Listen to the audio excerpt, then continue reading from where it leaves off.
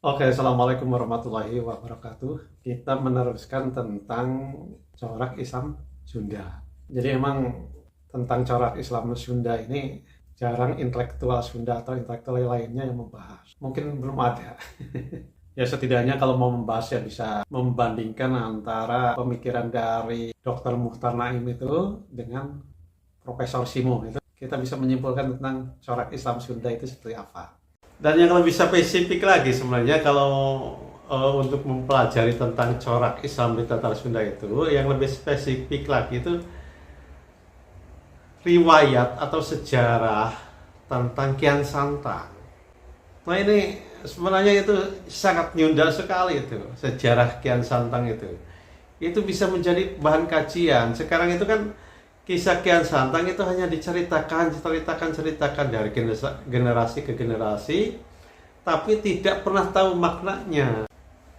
Karena cerita Kian Santang itu, meskipun apakah mitos atau tidak, itu kan bukan itu sebenarnya intinya itu. Intinya itu dibalik itu. Itu menunjukkan corak Islam Sunda. Coba kita ini. Kian Santang itu kan seorang yang sangat hebat. Hebat, tidak ada lawan. Di Tatar Sunda itu tidak ada lawan, pokoknya di Pulau Jawa tidak ada lawan lah intinya kan gitu. Dalam kedikjayaan. Waktu itu kan kedikjayaan itu kan merupakan gabungan antara kanuragan dengan intelektualitas atau kecerdasan. Jadi menyangkut intelektualitas, menyangkut fisik kan, tetapi kan intinya intelektualitas. Akhirnya karena tidak ada yang mengalahkan Kian Santang itu bersumpah, saya itu ingin melihat darah sendiri karena tidak ada lawan yang bisa mengalahkan dia. Akhirnya dia bersumpah. Jadi bersumpah, saya akan takluk jika ada orang mengalahkan. Jadi setidaknya dia bisa melihat darahnya sendiri. Lalu darahnya sendiri itu kan bisa diartikan jati dirinya. Jadi jati diri orang Sunda ini kan itu. Jati dirinya dengan intelektual, makanya dicari. Jadi Kian Santang itu mencari lawan. Jadi mencari lawan untuk pembuktian. Karena bagaimanapun ilmu itu harus diuji. Kalau itu kan ingin menunjukkan jati dirinya. Saya tuh nggak ada yang ngalahkan di sini tuh. Makanya saya pergi ke tanah Arab untuk menghubungi Ali.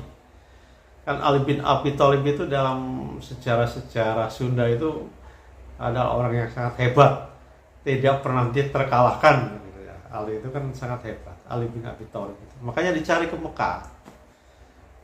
Jadi menunjukkan bahwa ilmu itu dalam tradisi Sunda itu dicari, kebenaran itu dicari, bukan karena tradisi nenek moyang gitu kan, dicari ke negeri Mekah. Ketemulah dengan seorang kakek-kakek ya.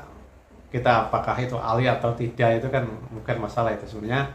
Tapi intinya Kian Santang itu hanya ditancapkan itik. Itik itu tongkat. Kata sang kakek itu yang disebut Ali bin Abi Thalib itu, coba angkat itik ini. Coba angkat inilah kan gitu. Kalau untuk melawan saya tuh coba angkat itik ini, tongkat ini.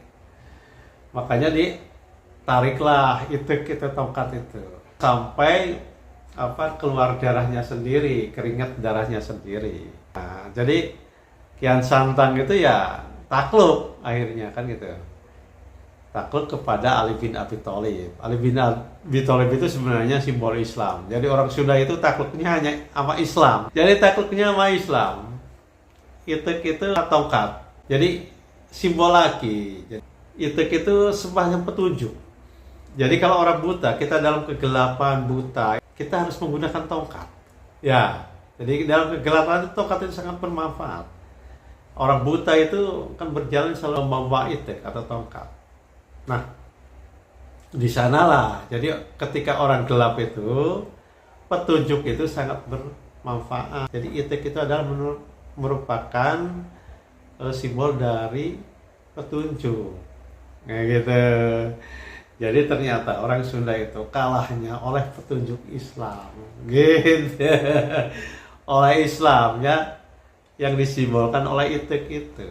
Makanya Kian Santang itu ya tunduk kepada Islam. Jadi orang Sunda itu tunduknya hanya pada Islam kalau mengambil cerita dari Kian Santang. Karena cerita Kian Santang ini diceritakan turun-temurun dulu itu loh. Itu maknanya bahwa itu menunjukkan corak Islamisasi di Tatar Sunda. Secara pribadi bahwa agama itu harus dicari atau ilmu-ilmu itu harus dicari. Kebenaran itu harus dicari gitu. Dengan kemanapun kan dia sampai Kian Santang sampai Mekah. Meskipun itu mungkin ya secara cerita mitos, tapi kan kalau nggak ada latar belakang orang dari mana bisa bercerita, kan intinya kan gitu. Pasti terjadi, cuma disederhanakan menjadi mitos-mitos. Tapi itu sebenarnya bukan mitos, kemungkinan ya sejaman juga.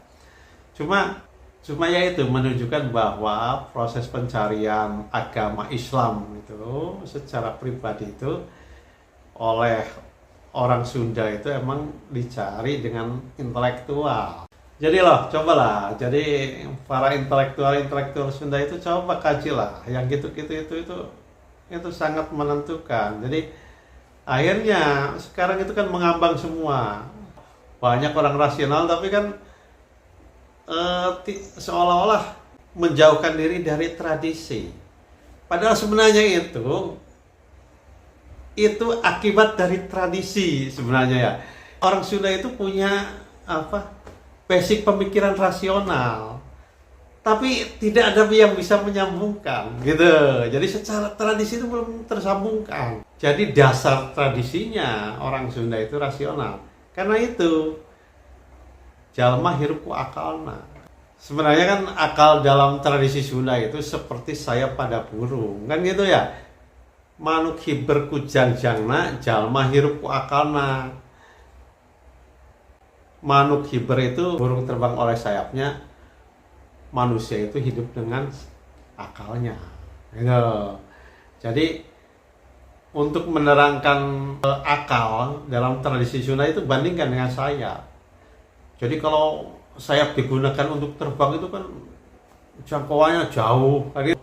Kita cara memandang dunia itu jauh, bebas, terbang bebas kan itu.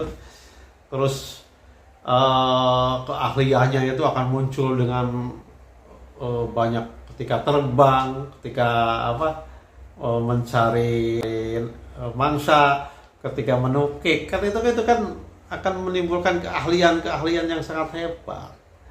Itu belum mata elang kan bisa membedakan antara tikus misalnya gitu dengan batu. Paling susah itu dalam ratusan puluhan meter atau mungkin 100 atau 200 meter di atas itu kan tinggi kalau elang.